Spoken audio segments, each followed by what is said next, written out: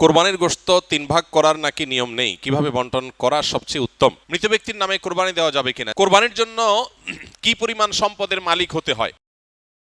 কোরবানির গোশত 3 ভাগ করার নাকি নিয়ম নেই, কিভাবে বন্টন করা সবচেয়ে উত্তম? কোরবানির গোশত 3 ভাগ করার নিয়ম নেই, এই কথা ইদানিং খুব বেশি চাউর হচ্ছে। কে বলেছে কোরবানির গোশত 3 ভাগ করার নিয়ম নেই? এখানে একটি ভুলকে সংশোধন করতে গিয়ে আরেকটা ভুল আমরা করে বসছি অনেকে। আর সেটি হলো, কোরবানির গোশত এ সম্পর্কে আল্লাহ রাব্বুল আলামিন কোরআনে হাকিমে বলেছেন, ফাকুলু মিনহা ওয়া আত'ইমু আল কানিআ ওয়াল মু'তাররা।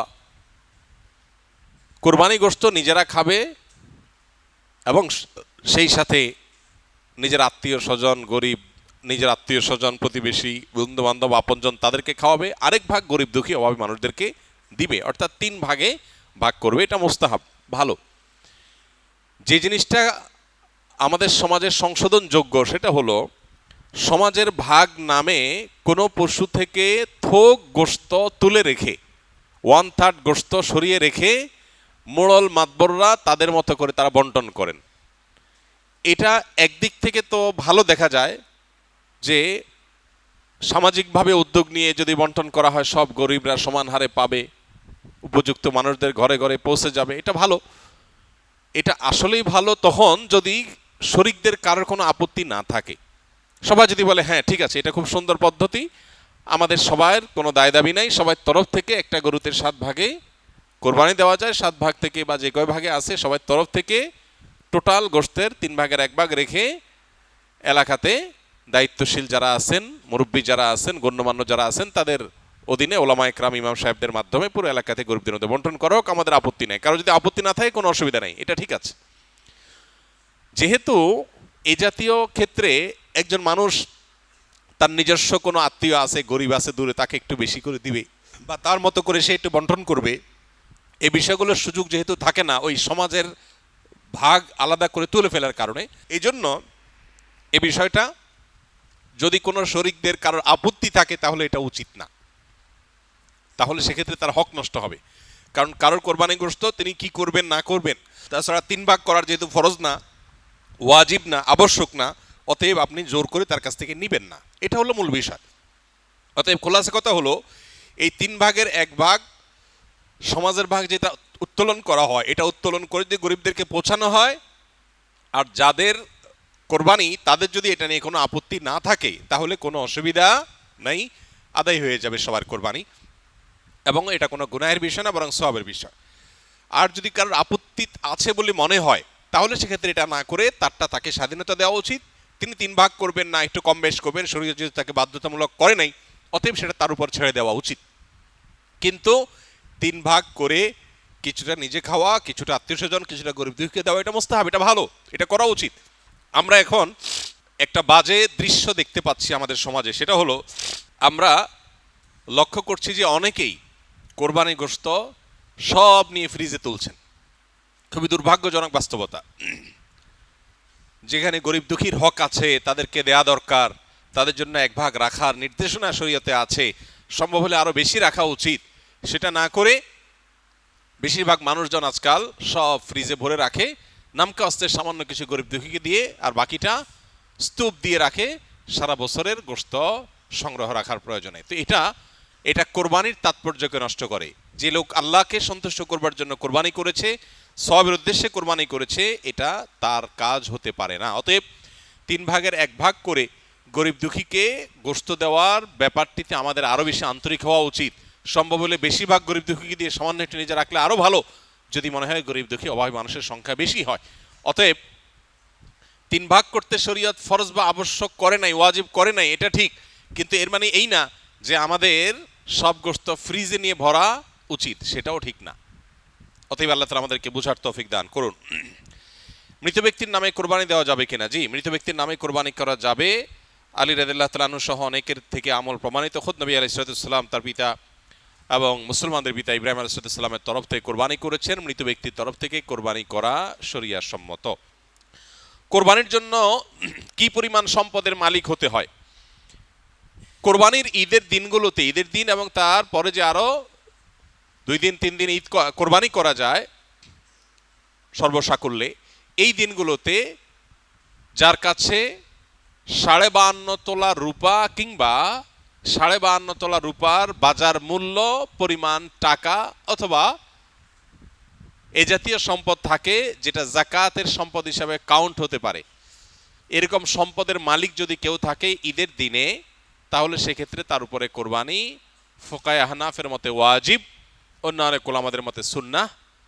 এই যে দিনগুলোতে কোরবানি ওয়াজিব বা আবশ্যক, এটার জন্য ওই নেশাব পরিমাণ সম্পদ 52.5 তোলা রূপার সমপরিমাণ সম্পদ এটা 1 বছর থাকা জরুরি না। জাকাতের জন্য 1 বছর থাকলে যখন জাকাত আসে, কোরবানির জন্য 1 বছর থাকা জরুরি না। এই দিনগুলোতে থাকলেই কোরবানি বর্তায়।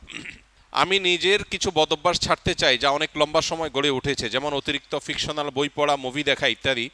মাঝে মাঝে মনে হয় আমার মানসিকতা বিকৃত হয়ে গেছে, আগে যে স্মরণশক্তি ছিল তা নেই, মনোযোগ থাকে না, বিনা কারণে রাগ ওঠে। প্রোক্রাস্টিনেশন, সময়ের কাজ সময়ে না করা ও ডিপ্রেশনে ভুগছি, কিভাবে এসব থেকে পরিত্রাণ পেতে পারি?